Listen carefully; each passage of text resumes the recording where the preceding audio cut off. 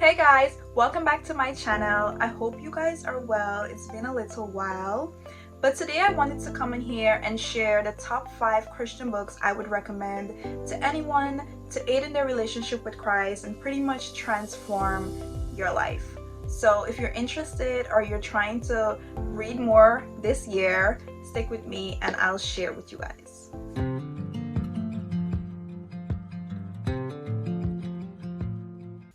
Okay, first up, and yes, I'm about to be that person, I have the Bible, because guys, you can read all the books you want, but this is the number one book you need to read. So this is just a reminder, if you're not reading it, to read it and add it to your reading list, because it has all the answers that all the other books pretty much got from here. It's the number one manual for life. So the Bible is my number one recommendation. I know when you're starting out reading the Bible, it's not that fun. It seems boring. You don't really understand, especially all the dies, and the King James version is sometimes confusing.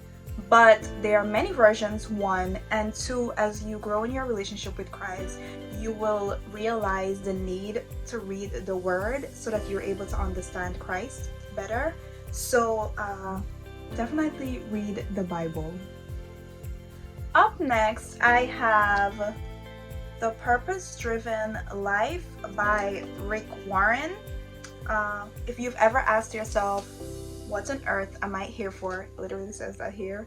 Or you're trying to figure out your purpose. You don't understand why God made you. You want to know where He would like you to serve Him, where, what career to have, etc., and how that even relates to serving God. This is the perfect book.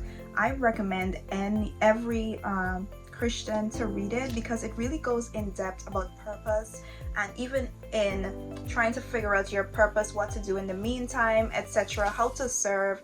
It's such a great book on purpose, and even more than purpose. So I really love this book. My youth minister gifted it to me when I was now coming back to Christ, and honestly, it's the best thing she could have ever done for me, because it really answered a lot of questions that I had. So I definitely recommend it. My next recommendation would be Make Room by Jonathan McReynolds. I don't have my copy, but I'm going to place a picture right here. This book is, I read it and it blew my mind, to be very honest. There were some certain scriptures, popular scriptures, that I thought I knew the meaning to, and Jonathan McReynolds transformed my perspective. He really broke it down.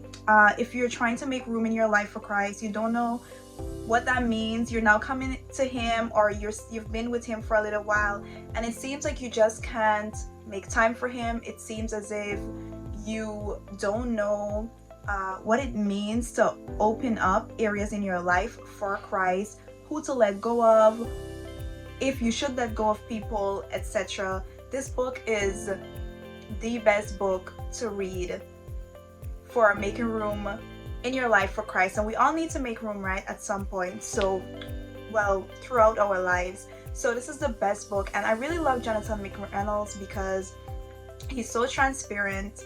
He really knows the Word and how to explain it. You're trying to make room in your life, this is the best book, and I love it. So Make Room by Jonathan McReynolds. And then when you're finished reading that, that's the type of book that after you're finished, you give to someone. Even all of these books, when you're finished, you want to give it to someone else because it's that good.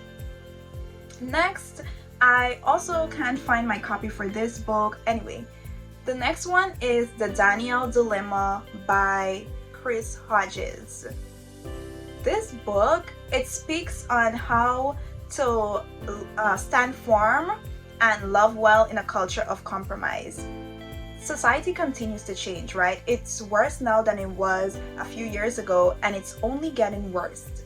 If the word isn't watered down, people are saying it no longer relates to today, or it's hard to stand firm for it because you're called a hater, you're called judgmental, etc., right? So you're kind of scared maybe to stand up for God and his word because of the persecution that you'll face. Firstly, there's no way around that. As a Christian, we will face persecution if we're going to stand up for the gospel. But this book is really good because it talks about not only how to stand firm in the word, but how to do so in a loving way, because I think a lot of us have come to hate the person along with the sin, and we're continuously in this cancel culture that's actually against the Jesus culture, so it's hard, and it continues to get hard. But if you're looking to stand firm in the word, but you're looking to do it the right way, this is the best book. It uses the story of Daniel, that's in the name, the Daniel dilemma, and how he stand firm. If you know the story, stand firm. If you know the story of Shadrach, Meshach, Abednego, they're using Daniel to really teach the story, so it's really great.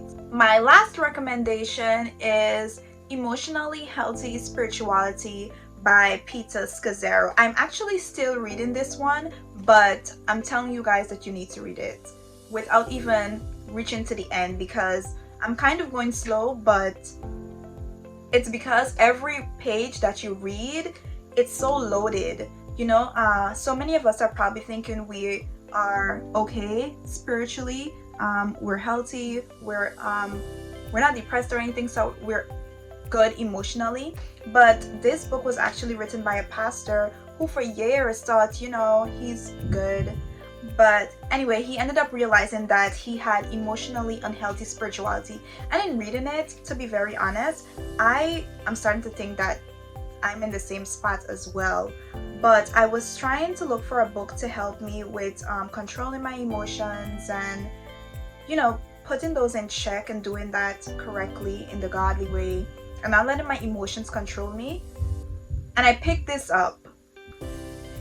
It says it's impossible to be spiritually mature while remaining emotionally immature. And so many of us are emotionally immature.